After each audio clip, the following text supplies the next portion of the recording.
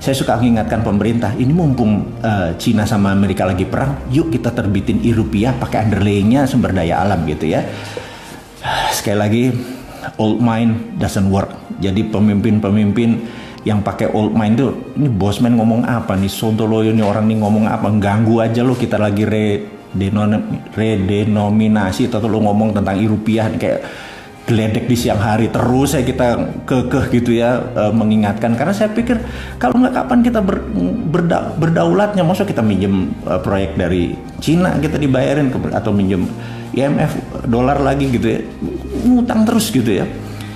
Itu kalau bansos sekarang diubah jadi banpres, bantuan presiden 31 triliun, sementara kalau hutang negara, kalau bantuan presiden harusnya dibalik bos, bantuan negara hutang presiden gitu, itu baru jantan gitu ya. Nanti kalau kita jadi pemimpin kita ingatkan siapapun itu, kalau kita mengutang ya kita bilang ya hutang presiden, jadi akhir jabatan ya hutang tersebut harus lunas gitu kan. Janganlah dibawa ke pemerintah berikutnya, jadi ya jantan lah, ngutang sekian ya lunasi di akhir jabatan gitu ya. Oke. Dan kalau bantuan ya bantuan negara atau bantuan pemerintah, jangan bantuan individu, bantuan menteri gitu atau bantuan, janganlah, jabatan jangan dibawa-bawa lah. Oke. Kita akan masuk ke, setelah memaki-maki, memarah-marah, menggeser-geser otak teman-teman, kita harus kasih solusi. Nah, ini yang seru nih. Kita harus tetap kasih solusi. Kita kan bernegara ala Bosman, bernegara ala milenial yang nanti ya, harus ada solusi. Solusinya gimana? Begini, saat ini hal yang paling menyebalkan adalah sistemnya namanya pre-accounting. Pre-accounting, nah ini istilah baru lagi. Pre-accounting itu misalnya gini, sebelum kita melakukan sesuatu kita harus sebelumnya. Contoh, kalau kita mau buat rumah kita harus punya IMB, bener nggak? Itu sistem itu adalah pre-accounting, di mana sistem itu adalah sistem penjajah, gitu ya. Kalau kita mau buat kosmetik, kita mau buat apa lagi, jamu, itu harus BP POM, harus ada izinnya. Mau buat pupuk, itu harus, pokoknya segala macam tuh ada izinnya dulu. Apa yang terjadi kalau 2 tahun izinnya nggak keluar? Sering sekali. Dan apa yang terjadi? Kita kalah uluran terus. Nah, saya ke depan, saya pengen mengusulkan ke negara, kalau Anda benar-benar mencintai bangsa ini, negara ini, dan benar-benar NKRI garis lurus, saya tantang, mana NKRI mumpung, wahai pejabat gitu ya. Gimana kalau kita ke depan kita lakukan namanya post accounting. Post accounting nih gini, misalnya dia mau buat pabrik kosmetik untuk pemutih, untuk membuat body butter, apapun itulah, banyak sekali, atau sabun gitu ya, yang untuk kecantikan. Kemudian ya udah dia izin, buat aja, nggak usah pakai izin. Begitu barangnya sudah jadi, kan ada standarnya, dikasih tahu bahwa kadar ininya harus sekian, nggak ada merkurinya, nggak ada ini, nggak ada ini, nggak ada gini.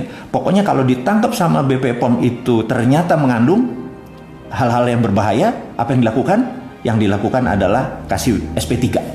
Begitu ketangkap sekali lagi tutup pabriknya, gitu ya. Nah, sehingga kita itu apa-apa tuh di belakang, gitu ya. Jadi sertifikat halal segala macam itu nggak usah pakai sertifikat di awal. Semua ini saya kadang-kadang bingung. Harusnya ada sertifikat haram yang ada, bukan sertifikat halal. Karena yang saya tahu seluruh hal di dunia ini kata Allah itu halal, kecuali yang Allah haramkan. Jadi kenapa ada sertifikat halal? Harusnya sertifikat halal, sertifikatnya sertifikat haram, sehingga nggak semua perusahaan harus buang-buang izin gitu loh. Itu kalau benar-benar mau yang namanya bukan pre-accounting tapi post-accounting. Nah, kalau Anda mau buat pabrik, mau buat pabrik mobil, pabrik motor, tenaga listrik segala macem, udahlah sikat aja, udah nggak pakai izin gitu ya. Nah, nanti setelah selesai baru dilihat. Jadi contoh kalau mau buat rumah, bikin aja rumahnya, nanti petugas datang diukur, oke, rumahnya 100 meter, kamar mandinya sekian, total 100 meter nih, tagihannya 2 juta gitu ya. Daripada kita sebelum bangun tuh rumah nyiapin 2 juta sampai 6 bulan baru kelar itu IMB-nya segala macam, kapan dagangnya gitu loh. Jadi Saya tahu ini adalah produk penjajah. Penjajah itu kan tidak ingin Indonesia berdaulat waktu dulu menjajah, karena itu apa-apa pre-accounting, apa-apa dilihat dulu, ini boleh, ini enggak, ini boleh, ini enggak gitu kan. Nah, emangnya kita penjajah ini pejabat negara ini kan enggak gitu ya. Anda jangan kayak penjajah lah pejabat itu. Pejabat itu di belakang, hati-hati mengawalnya. Jadi mau itu jamu, mau itu kosmetik, mau itu pupuk. Kita itu kalau pupuk boleh dibuat petani sendiri, kita nggak import, dah gitu aja, gitu ya. Tapi izinnya di depan, mampus aja lo, gitu. Anda kalau benar-benar mencintai tanah air Indonesia, ini usulan saya, ubah dari pre-accounting menjadi post-accounting. Jadi setelah selesainya baru kita audit, baru kita review. Membuat pabrik apa? Bikin Jo, gitu ya. Kalau Manado bilang sih, bikin Jo, bikin apa gitu ya. Mau satuin matahari sama bulan, bikin Jo, bener nggak? Nggak usah mikir, oh nggak mungkin segala macam, nggak mungkin, itu loser gitu. Kita kan winner semua bangsa Indonesia ini. Oke, jadi apapun buat aja dulu, baru nanti kita lihat. Ya kecuali dia buat alkohol, dia buat judi, ya segala itu udah pasti nggak boleh gitu ya. Tapi kalau hal-hal untuk bisnis, lupakan gitu.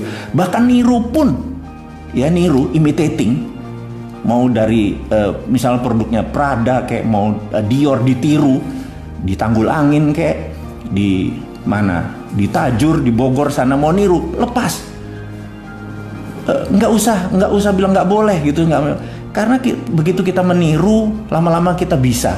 Jadi ala bisa karena biasa, bener nggak? Setelah bisa nanti kita menjadi innovation, menjadi menciptakan gitu ya.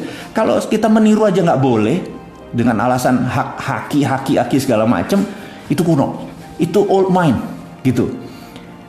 Kita kalau sama internasional, kita pilih bangsanya dulu baru internasional, nation interestnya kita dulu baru internasional. Jadi mudah-mudahan teman-teman, usulan kita untuk pre-accounting dan post-accounting ini, coba Anda yang teman-teman mahasiswa di sini, ada pasti ada yang profesor, ada yang doktor, ahli ekonomi, tata negara, sahabat semua. Usulan saya tentang post-accounting ini harap diviralkan. Saat ini udah hampir 10.000 teman-teman yang menyaksikan acara minggu malam ini. Mudah-mudahan terinspirasi bahwa pre-accounting adalah cara penjajah. Penjajah waktu bilang, saya mau buat rumah, mau buat apa? Sini, ukurannya gini. Oh, nggak boleh, kecilin gitu ya. Itu penjajah gitu ya. Tapi kalau membuat, bikin aja. Pokoknya nanti udah berapa meter, bener-bener rumah tetangga nggak diambil tanahnya tentunya. Kita hitung, oke, ini bayar 2 juta, ini bayar 3 juta. Di belakang. Itu kita menjadi, menjadi negara yang cepat berkembang. Dan resesi yang tadi dibilang ini lewat, percaya saya. Saya kalau ketemu teman-teman di pedesaan segala macam, mereka bisa buat pupuk, mereka buat pakan ternak, mereka bisa buat pakan ikan, semuanya luar biasa. Tapi begitu mereka mau komersial, mereka bilang ini harus ada BPOM POM lah, izin inilah sertifikat itu yang saya bilang sak. Dan gak ada satupun yang teriak seperti saya bilang saya yang pertama ada yang teriak bahwa itu penjajah. Kalau Anda lakukan itu namanya pre-accounting. Saat ini kalau mau menjadi negara berdaulat, kita lakukan yang namanya post-accounting.